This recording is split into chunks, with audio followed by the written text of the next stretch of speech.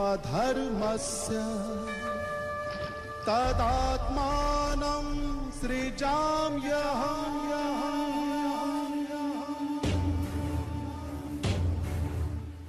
हमारा सब्जेक्ट था गीता आदि मध्य और अंत। तो भगवत गीता जो है उसका अंत यदि मैं दो कैटेगरी में करूं, वैसे तो बहुत कुछ हो सकता है, लेकिन 2 पॉइंट में आपको कहूं। गीता का एक अंत जो है वो कृष्ण अर्जुन से कहते हैं कि अर्जुन,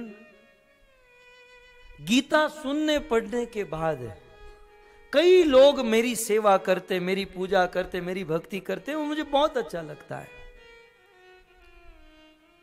लेकिन अर्जुन, गीता पढ़ने के बाद जो गीता जीवन में उतारते, निश्चित मेरी सेवा, मुझे प्रेम, मेरी भक्ति करेगा।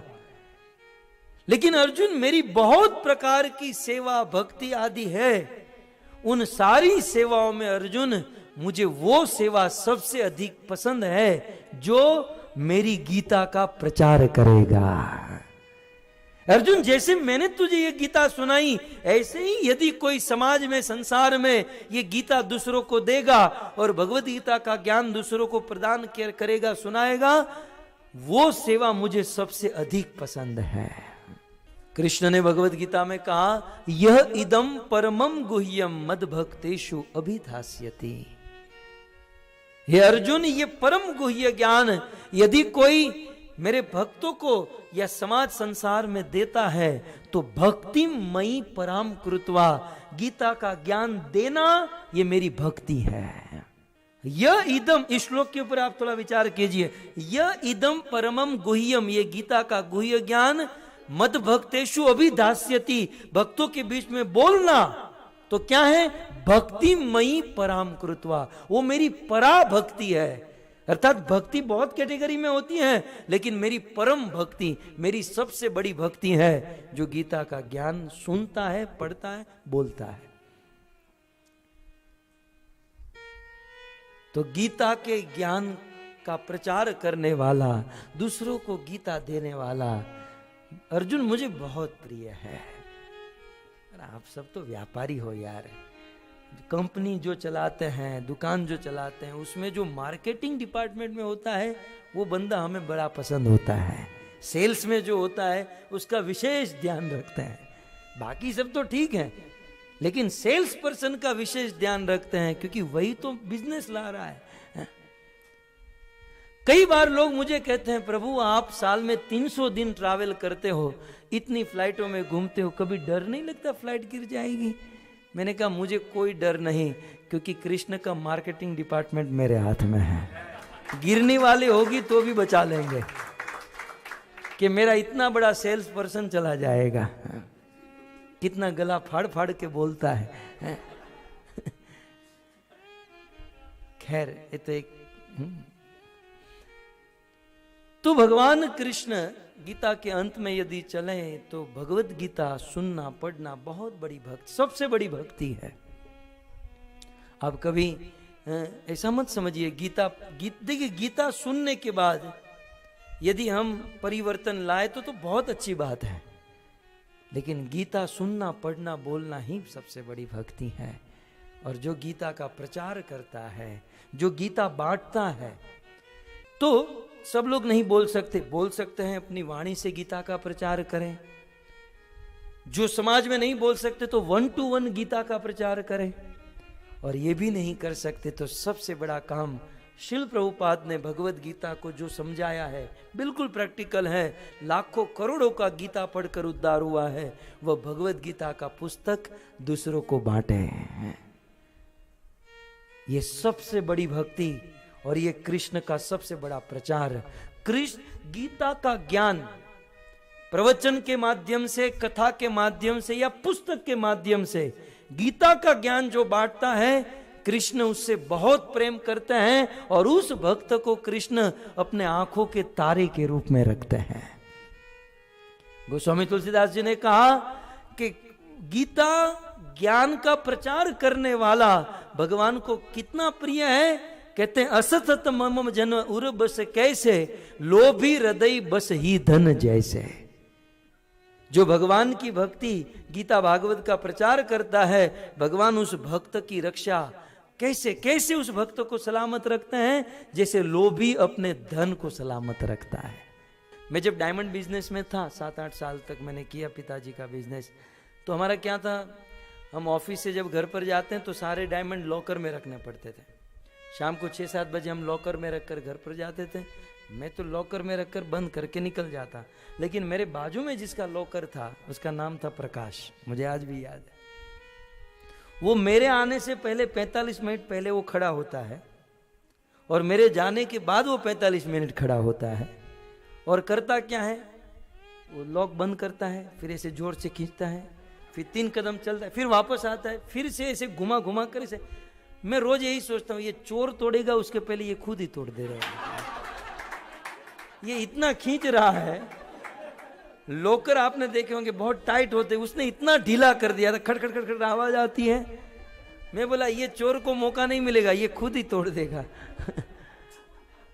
उस समय मुझे रामायण की ये चौपाई याद आती है। बस भगवान अपने भक्त की ऐसे रक्षा करते हैं जो गीता का प्रचार करते हैं। तो अनेकों सेवा है, लेकिन गीता के ज्ञान का प्रचार करना ये सबसे बड़ी सेवा है। और विशेष ये जो महीना गीता जयंती का महीना है, इस महीने में यदि हम गीता के ज्ञान, खुद तो गीता पढ़े ही, क्योंकि जब तक खुद नहीं पढ़ेंगे, खुद जीवन में नहीं उतारेंगे तो दूसरों को क्या देंगे। तो स्वयं गीता पढ़े, समझे, जीवन में उतारे। लेकिन ये जो महीना चल रहा है, इस महीने में ज्यादा से ज्यादा गीता का ज्ञान दूसरों को प्रदान करे, चाहे कथा फॉर्म में, चाहे 1 to 1, या चाहे पुस्तक के फॉर्म में। श्रील प्रभुपाद की Bhagavad Gita as it is दूसरों को बांटे।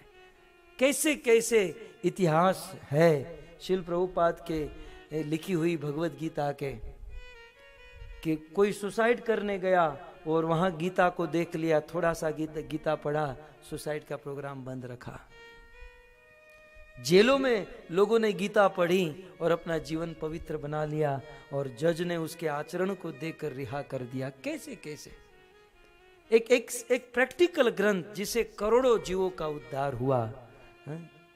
हम आप यहाँ पर जितने बैठे हैं, कई लोग गीता से ही प्रभावित होकर भक्ति में आए हैं।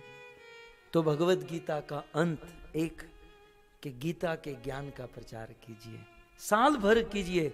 लेकिन ये जो महीना चल रहा है गीता जयंती, सभी भक्तों को ये मैसेज देना चाहता हूं कि ज्यादा से ज्यादा गीता का प्रचार कीजिए और भगवान के प्रिय बनिए। देखिए, हम भगवान से प्रेम करते हैं, ये कोई इतनी बड़ी बात नहीं है, लेकिन भगवान किससे प्रेम करते हैं, ये बड़ी बात है ना। तो गीता में कृष्ण ने कहा कि मैं उससे ज्यादा प्रेम करता हूं जो मेरे इस ज्ञान का प्रचार करता है।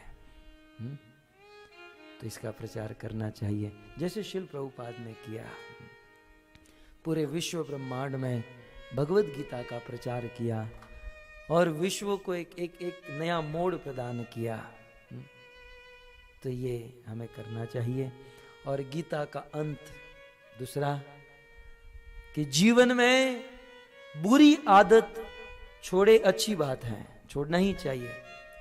और यदि नहीं छूटती है तो कोई बात नहीं, जीवन में और कुछ हो या न हो, गीता का अंत संजय ने बहुत सुंदर श्लोक से किया। कुछ न छूटे कोई बात नहीं, एक चीज अपने जीवन में जोड़ लो, और वो है कृष्ण को। यदि कृष्ण हमारे साथ है, कृष्ण हमारे जीवन में है तो जीवन धन्य है। हमें कोई हरा नहीं सकता, हम सदैव जीतेंगे। अंत में एक छोटी सी बात कहकर विराम करूंगा। महाभारत में भी है और भागवत का ये प्रसंग है कि एक बार युधिष्ठिर महाराज ने अर्जुन को द्वारिका भेजा।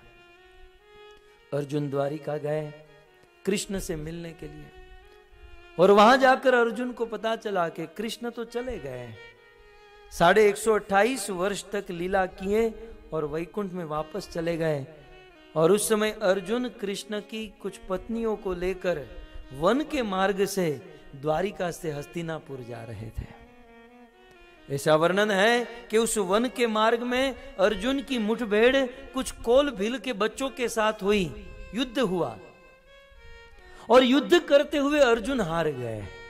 अर्जुन जैसा धनुर्धर, दुनिया का सर्वश्रेष्ठ योद्धा, उस कोलविल के बच्चों के साथ युद्ध करते हुए हार गया। और हारते हुए अर्जुन ने जो सोचा, अर्जुन के उद्गार भागवत में लिखे हुए हैं। धन्य है भक्तों। अर्जुन उस समय अपने आप को, अर्जुन मन में सोचकर कहता है कि मैं अर्जुन, मैंने क्या नहीं किया। मैं अर्जुन, मेरा पराक्रम, मेरा बाहुबल, मेरी शक्ति तो देखो कि राजा द्रुपद की सभा में असंख्य राजाओं के अभिमान को तोड़कर मत्स्य का भेदन किया और द्रौपदी को जीत लिया। मैं वही अर्जुन हूं जिसने अपनी गांडीव की टंकार से शिवजी को प्रसन्न किया और पशुपशास्त्र ग्रहण कर लिया। मैं वही अर्जुन जो इंद्र के आधे आसन पर जाकर बैठा।